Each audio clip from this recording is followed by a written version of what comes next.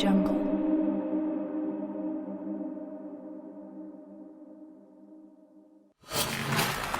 Assalamu alaikum. I am Areeb and I have got 194 marks in MDCAT 2023 and in this video I'll be sharing with you my MDCAT experience और वो कौन कौन सी चीज़ें थी जिन पे मुझे ज़्यादा फोकस करना पड़ा इन अचीविंग दिस गोल। तो first of all I am a repeater. मैंने अपनी फर्स्ट अटैम्प्ट जो है वो 2022 में दी थी और उस time I was all over the place. Almost आज से 1 साल पहले की बात है जब मेरे MCAT में 1 महीना रहता था और ना मेरा एक दफ़ा सिलेबस कंप्लीट हुआ था, ना मेरी रिवीजन थी और ना ही मेरी प्रैक्टिस थी, क्योंकि मैं एफएससी में भी शुरू से अच्छा परफॉर्म करता आ रहा था। FSc matric I was the topper of my college, तो I was kind of over confident कि अगर मैंने एफएससी अच्छी कर ली है तो मैं MCAT भी क्लियर कर लूँगा। बट पीएमसी पीएमडीसी की पॉलिसीज भी चेंज होती रही उस साल। पहले कंप्यूटराइज टेस्ट होना था, फिर एंड पे जो है वो शिफ्ट हो गया पेपर बेस्ड टेस्ट और यूएचएस ने टेस्ट लिया। सो कुछ चीज़ें चेंज होने की वजह से और मेंटल स्ट्रेस की वजह से, एंजाइटी की वजह से मैं पेपर में भी पैनिक कर गया और वहाँ पर मैं इतना अच्छा परफॉर्म नहीं कर सका।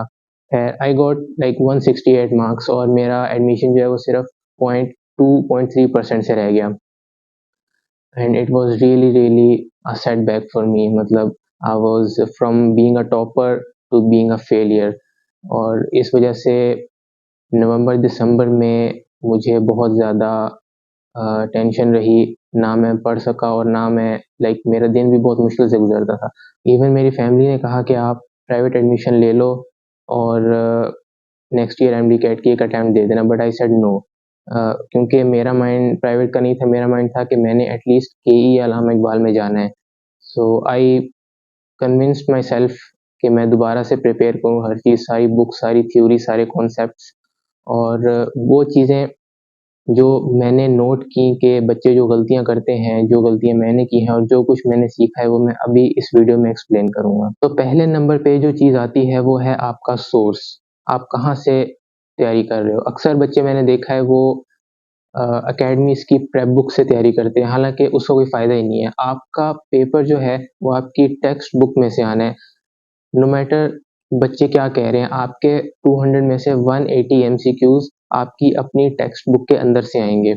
ऑल्दो जो कॉन्सेप्ट्स हैं वो एप्लीकेशन उनकी आ सकती है, बट वो होंगे आपकी बुक से रिलेटेड। बाकी के जो 20 MCQs हैं आप कह सकते हो इंक्लूडिंग इंग्लिश के, वो जो हैं आपकी टेक्स्ट बुक के बाहर से आएंगे। लेकिन पहले जब तक आपके वो 180 मार्क्स सिक्योर्ड नहीं है, आई डोंट थिंक सो कि आपको अपनी बुक से बाहर जाना चाहिए। इस पूरे साल में मैंने यही चीज़ सीखी है कि आपने MDCAT को क्रैक करने के लिए कौन सा सोर्स यूज़ करना है और किस तरह उसकी प्रैक्टिस करनी है। तैयारी से ज़्यादा ये चीज़ मैटर करती है कि आपको तैयारी करने का तरीका आता है या नहीं। मैक्सिमम बच्चे जो हैं वो इंडियन नीट के MCQs सॉल्व कर रहे होते हैं, हालाँकि ना वो हमसे रिलेटेड हैं, ना वो आएँगे और ना उनका फ़ायदा है। हाँ, उनका नुकसान ज़रूर है क्योंकि वो आपका टाइम भी वेस्ट करते हैं और उनमें से अक्सर कॉन्सेप्ट्स हमने किए ही नहीं होते, हमने पढ़े ही नहीं होते। तो उससे एंग्ज़ायटी और डिप्रेशन और ज़्यादा होता है कि हमें ये क्वेश्चंस नहीं आते तो हमारा MDCAT कैसे क्लियर होगा।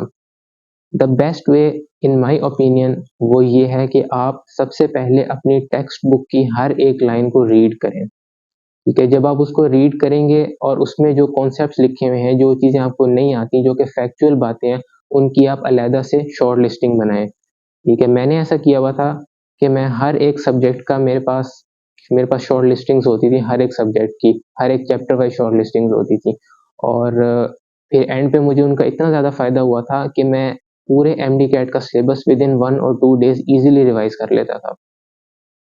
तो फर्स्ट थिंग इज़ कि आपको ये पता होना चाहिए कि आपने तैयारी कहाँ से करनी है। आपने अपनी टेक्स्ट बुक को बहुत अच्छे से प्रिपेयर करना है।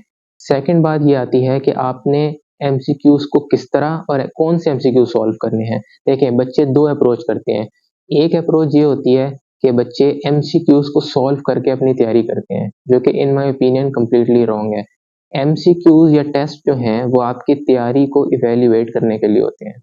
आपका गोल ये होना चाहिए कि आपने तैयारी की है, आपने अपनी टेक्स्ट बुक को अच्छे से प्रिपेयर किया है, उसमें सारे कॉन्सेप्ट्स, सारी थ्योरी और सारी एक्सेप्शंस आपने नोट डाउन की हुई हैं, आपने अपने नोट्स बनाए हुए हैं और फिर उस तैयारी को आपने उस टेस्ट के ज़रिए इवैल्यूएट करना है कि आपको कौन से एमसीक्यूज ऐसे हैं जो नहीं आते और कौन से ऐसे एमसीक्यूज हैं जो आपको आते हैं। आपने उनको, जो आपको नहीं आते, जो आपकी मिस्टेक्स हैं, वो आपने अलहदा से निकाल के रखनी है साइड पे। आपने अपनी एक मिस्टेक कॉपी बनानी है और ये इतनी इंपॉर्टेंट बात है कि 99% बच्चे ये काम नहीं करते, जिसकी वजह से उनको यही नहीं पता होता कि उनको कौन सी चीज़ नहीं आती। देखें, आपके नंबर सिर्फ वहाँ से कटेंगे जो चीज़ आपको नहीं आती, बाकी तो आप इजीली सिक्योर कर लोगे। तो जब आपने वो चीज़ें साइड पे निकाल के रखी होंगी, अपने मिस्टेक रजिस्टर या मिस्टेक कॉपी बनाई होगी, तो आपको एंड में फिर ये आसानी होगी, आप उन चीज़ों को जस्ट रिवाइज़ कर लोगे और आपको जो है वो सारी चीज़ें, आपकी जो सारे वीक पॉइंट्स हैं वो आपके कवर अप हो जाएँगे। So I think that is really really important. अगर आप उन चीज़ों को, मिस्टेक को नोट डाउन नहीं कर रहे, तो आपके टेस्ट का जो फ़ायदा है, आपके जो टेस्ट का जो आपको फ्रूट मिलना है टेस्ट सॉल्व करने का, वो काफ़ी हद तक कम हो जाता है। थर्ड बात आती है आपकी अपनी रिवीजन। एमडी कैट के लिए रिवीजन इतनी इम्पोर्टेंट है कि I can not stress this enough. ठीक है, आपने आपका जो कंटेंट है, एमडी कैट का जो सिलेबस है, आपने उसको अपनी सेकंड नेचर बनाना है। अब इसका क्या मतलब है? इसका मतलब ये है कि आपने इतनी ज़्यादा रिवीजन करनी है उस चीज़ की कि आपको फिर सोचना ना पड़े कि फॉर एग्जांपल अगर एक चैप्टर है बायो का, द सेल वाला चैप्टर, तो आपने उसको इतनी दफ़ा रिवाइज़ किया हुआ हो कि उसमें आपको ईच एंड एवरीथिंग आपको फिंगर टिप्स पे आती हो।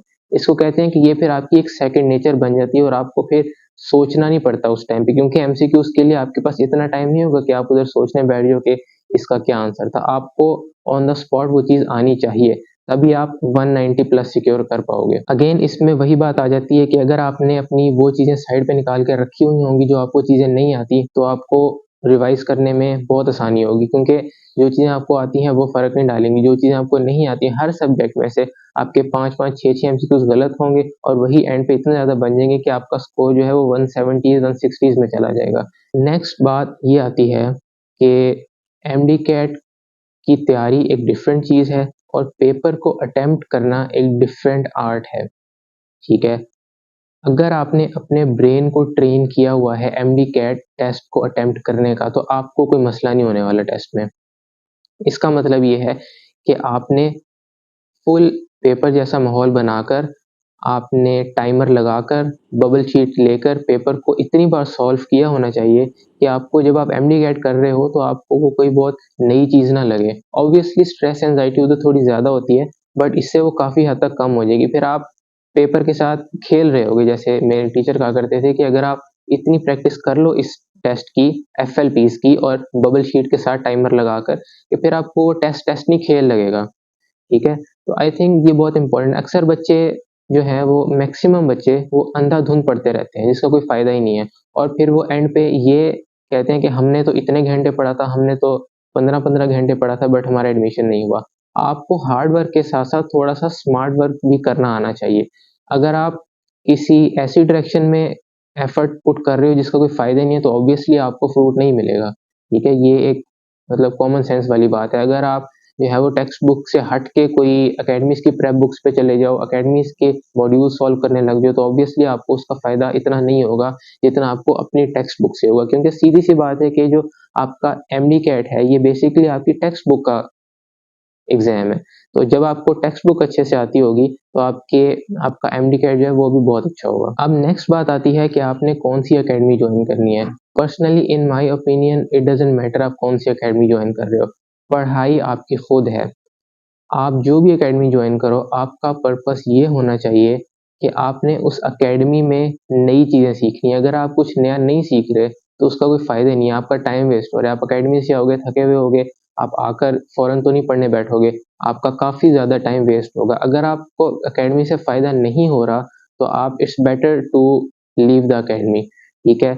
और अकेडमी का मेन पर्पस आपके लिए ये होना चाहिए कि आप उनके टेस्ट सॉल्व करो। जितने ज़्यादा आप टेस्ट सॉल्व करोगे, आपको एमसीक्यूज़ करने की प्रैक्टिस होगी और एमडी कैट में फिर आपको इतनी मुश्किल नहीं होगी, क्योंकि छोटी-छोटी बातें होती हैं जिनकी वजह से आपको एंड पे फ़ायदा होता है, या तो अगर आपने ये ना अप्लाई की हो, ना अडॉप्ट की हो, तो आपको एंड में फिर इसका बहुत ज़्यादा नुकसान होता है। इन द एंड मैं बस रिपीटर्स के लिए यही कहना चाहूँगा कि एमडी कैट जो है, it's more of a mind game than आपकी स्टडी। अगर आपका माइंडसेट ये है कि मैंने मार्क्स लेने ही लेने हैं, you will get through, trust me. ठीक है, ये कोई बहुत आउट ऑफ द ब्लू चीज़ें नहीं आती हैं एमकैट में, वही क्वेश्चंस होते हैं जो आपने पढ़े हुए थे, लेकिन छोटी-छोटी इंक्रीमेंट्स करते हुए आप इतना इम्प्रूव कर लेते हो अपने आप को कि आप एमडी-कैट में 190 प्लस 195 प्लस तक भी बच्चे चले जाते हैं। तो अगर सबसे पहले आपका माइंडसेट अगर अच्छा है, अगर आप पॉजिटिव हो, तो आप कर जाओगे, क्योंकि हर साल लातादाद रिपीटर्स टेस्ट देते हैं ये वाला, और उसमें से ज़्यादा रिपीटर्स जो हैं वो पास आउट होते हैं। तो ये सोचना कि अगर हमारा एक दफ़ा ही नहीं हुआ, तो अगली दफ़ा भी नहीं होगा, दैट्स अ नेगेटिव। आप फिर इसका मतलब है कि आप शुरू करने से पहले ही हार गए हो।